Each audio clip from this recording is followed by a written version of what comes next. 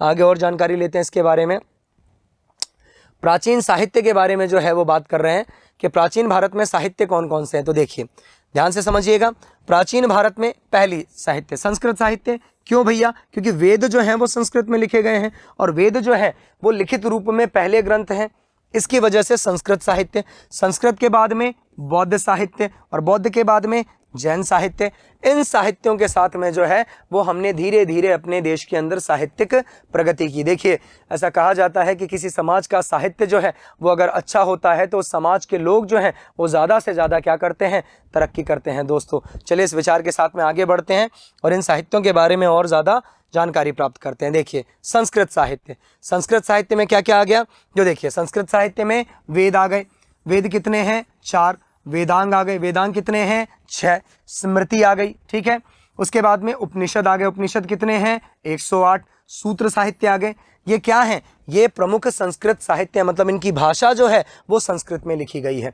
ये संस्कृत के साहित्य हैं और इनको पढ़ने के बाद में आपको संस्कृत की पूरी तरह से जो है वो बेहतर नॉलेज हो सकती है। तो पुराने समय में या यूं कह लीजिए कि प्राचीन समय में जो है वो संस्कृत साहित्य के अंतर्गत जुड़े हुए ये सारे जो है वो क्या है? ये सारे के सारे ग्रंथ हैं। चलिए आगे बढ़ता हूँ इसके साथ में ही मैं। इसके अलावा देखिए क्या है संस्कृत साहित्य के अलावा? कालिदास कौन थे? कवि और नाटककार, जिन्होंने संस्कृत में जो है वो बहुत सारी रचनाएं की। देखिए कौन कौन सी रचनाएं की? कालिदास। कालिदास के काव्य, महाकाव्य, नाटक, इन सभी के बारे में जो है वो जानकारी हमारे पास में। देखिएगा ध्यान से सुनिएगा, कालिदास के महाकाव्य। क्यों? क्योंकि इसमें से जो है वो आपसे एक प्रश्न रिलेट करेगा कि कालिदास के द्वारा रचित किसी ग्रंथ का नाम बताइए। तो जो कालिदास के महाकाव्य हैं उसमें पहला है कुमार संभव और दूसरा है रघुवंशम। ये क्या है? ये महाकाव्य हैं, ठीक है ना। एक तो होता है खंड काव्य और एक होते हैं महाकाव्य। इसकी जानकारी ले लीजिएगा दोस्तों कि किसी को भी जो है वो काव्य या खंड काव्य या किसी को महाकाव्य क्यों कहा जाता है। तो जिस काव्यों के अंदर, ठीक है, जिस काव्यों के अंदर खंडों की संख्या 10 से ऊपर होना वहां पर क्या होता है? महाकाव्य। और 10 से नीचे के अंदर जो होते हैं उसमें क्या होते हैं? काव्य होते हैं। तो कालिदास के जो महाकाव्य उसमें कुमार संभव और रघुवंशम ये क्या है? ये महाकाव्य है। उसके बाद में आ जाइए काव्यों के ऊपर। तो काव्यों में पहला नाम जो आता है वो आता है मेघदूतम और दूसरा आता है ऋतुसंहार, ठीक है दोस्तों। तो ये काव्य है। और नाटकों की अगर बात करें तो नाटक तो इन्होंने 3 लिखे हैं, जिसमें पहला है विक्रमोर्वशीयम, दूसरा है मालविकाग्निमित्रम और तीसरा है अभिज्ञानम शाकुंतलम। और ये इनकी सर्वश्रेष्ठ, सर्वोत्कृष्ट, सबसे बेहतर रचना मानी जाती है। दोस्तों ध्यान रखिएगा, अभिज्ञानम शाकुंतलम जो है वो कालिदास की सबसे सर्वश्रेष्ठ रचना मानी जाती है। तो इसका भी आपको ध्यान रखना है क्या कि अगर आपसे ये पूछा जाए कि कालिदास के सबसे श्रेष्ठ रचना का नाम बताइए तो आप लिखेंगे अभिज्ञानम शाकुंतलम। चलिए दोस्तों इसी जानकारी के साथ में जो है वो आगे बढ़ते हैं। देखिए संस्कृत साहित्य के बारे में और क्या क्या है और कौन कौन से कवि जो हैं जिन्होंने संस्कृत साहित्य में अपने अपने ग्रंथ लिखे। तो भारवी नाम के जो थे साहित्यकार, उन्होंने किरातुर्त अर्जुनीयम जो है वो ग्रंथ लिखा। माघ ने जो है एक ही ग्रंथ लिखा है अपने पूरे जीवन काल में, एक ग्रंथ जो सबसे ज़्यादा महत्वपूर्ण है और वो है शिशुपाल वध। श्री कृष्ण जो है वो शिशुपाल का वध कर देते हैं। आपने महाभारत जो है वो बहुत बार पढ़ी होगी। तो श्री कृष्ण के द्वारा जो है वो शिशुपाल का जो वध किया जाता है उस घटना को लेकर जो है वो माघ ने ये ग्रंथ लिखा था जिसे शिशुपाल वध कहा जाता है। और माघ जो है वो कहाँ के हैं? तो माघ जो है वो राजस्थान के ही हैं। दोस्तों ध्यान रखिएगा, राजस्थान में भीनमाल जो है, भीनमाल जालोर, ठीक है दोस्तों। जालोर जो हमारा एक जिला पड़ता है उस जिले के जो हैं वो निवासी थे। कौन? महाकवि माघ। उसके बाद में देखिए मास के बारे में बात करेंगे। इन्होंने जो ग्रंथ लिखा उसे कहते हैं स्वप्नवास सवादत्त। ऐसे ग्रंथों के नाम जो है वो इन्होंने संस्कृत में लिखे हैं, ठीक है दोस्तों। तो आपको जो है वो काम ये करना है कि संस्कृत साहित्य के अंतर्गत जितने भी ग्रंथ हैं इन ग्रंथों में से कम 5 या 6 के नाम जो है वो आपको याद करने हैं, क्योंकि ये आपके लिए एक क्वेश्चन जो है वो बनाने का काम करेगा। देखिए विशाखदत्त ने कौन से ग्रंथ लिखा? मुद्रा राक्षस, शूद्रक ने जो है वो कौन सा ग्रंथ लिखा? मृच्छकटिकम। कौटिल्य ने जो है वो कौन सा, इनकी तो किताब का नाम जो है वो कोई भूल ही नहीं सकता, इनकी फेमस जो किताब है, इनका ग्रंथ जो है उसका नाम है अर्थशास्त्र। ठीक है दोस्तों, ये वही कौटिल्य, चाणक्य या विष्णुगुप्त जो भी कह लीजिए, उन्हीं का ये नाम है दोस्तों। चलिए, तो संस्कृत साहित्य के बारे में जो है वो हमने बात की। संस्कृत के बाद में जो है वो हम लोग आगे बढ़ते हैं और देखिए बौद्ध साहित्य के बारे में हम बात करते हैं। तो देखिए बौद्ध साहित्य क्या है। तो बौद्ध साहित्य की जो भाषा है वो एक तो मिलेगी पाली और दूसरी मिलेगी संस्कृत। ठीक है, ग्रंथ जो है उसमें त्रिपीटक ग्रंथ हैं।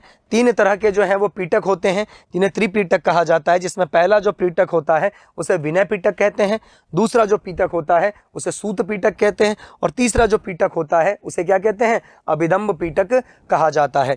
तो इस पीटकों के बारे में जो है वो आपको जानकारी जो है वो बताना चाहूँगा कि जैसे विनय पीटक है, तो विनय पीटक के अंदर जो है वो किसकी जानकारी दी गई है? तो बौद्ध धर्म जो है, बौद्ध धर्म के रीति रिवाज, देखिए दोस्तों रीति रिवाज जो है वो किस में लिखे हुए हैं? विनय पीटक में लिखे हुए हैं। उसके बाद में आ जाइए सूत पीटक के ऊपर। तो सूत पीटक में क्या लिखा हुआ है? तो जो भिक्षु होते हैं दोस्तों, भिक्षु के दैनिक कार्य, भिक्षुओं के दैनिक कार्यों के बारे में जो है वो किसके बारे में लिखा हुआ है?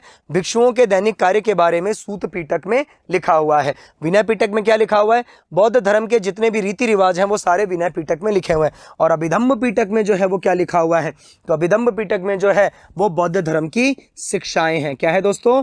बौद्ध धर्म की शिक्षा जो है वो अभिधम्ब पीटक में लिखी गई है, जो किसके द्वारा दी जाती है? जो महात्मा बुद्ध के द्वारा दी जाती है दोस्तों। चलिए, इस ग्रंथ के बारे में जो है वो जानकारी स्पष्ट हो गई। आगे बढ़ते हैं। देखिए बौद्ध धर्म साहित्य में है जो है वो और क्या क्या चीज़ें हैं। तो सम्राट कनिष्क की राज्यसभा को सुशोभित करने, देखिए कनिष्क कौन सा वंश? कुषाण। कौन सा वंश? कुषाण। ठीक है, सुशोभित करने वाले प्रसिद्ध कवि व नाटककार अश्वघोष का नाम उल्लेखनीय है, जिन्होंने बुद्ध चरित्र, सौंदर्यानंद और सारीपुत्र प्रकरण नामक ग्रंथों की रचना की। ठीक है दोस्तों, ये बौद्ध ग्रंथ माने जाते हैं तीनों के तीनों।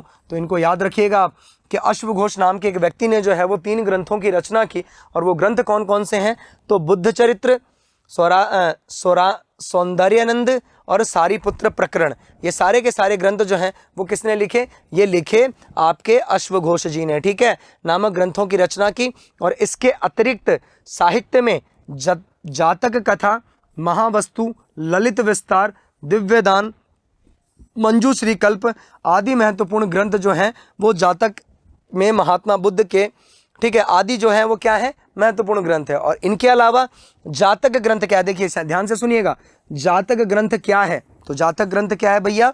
महात्मा बुद्ध के पूर्व जन्मों का विवरण जो है वो जातक ग्रंथ में दिया हुआ है।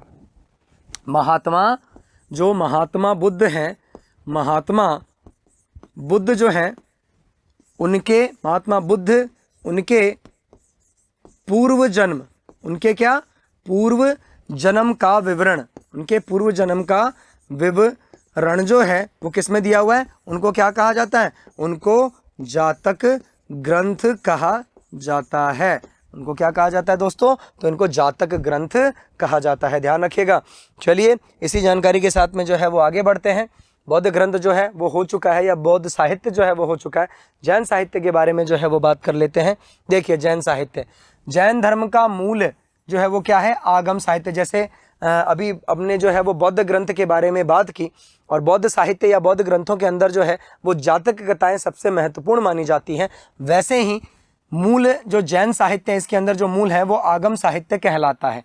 ऐतिहासिक दृष्टि से जैन साहित्य का सबसे महत्वपूर्ण ग्रंथ आचार्य हेमचंद्र सूरी के द्वारा, यहाँ से इसे जो है वो महत्वपूर्ण मानेंगे, परिशिष्ट पर्वन। बड़ा ही महत्वपूर्ण ग्रंथ है दोस्तों। देखिए परिशिष्ट पर्वन जो है उसके बारे में बताया गया है। ठीक है, भद्रबाहु से चंद्रगुप्त मौर्य एवं जैन आचार्य भद्रबाहु का जीवन चरित्र व इतिहास प्राप्त होता है। अब देखिए ध्यान से सुनिएगा, मौर्य साम्राज्य की अगर मैं बात करूं,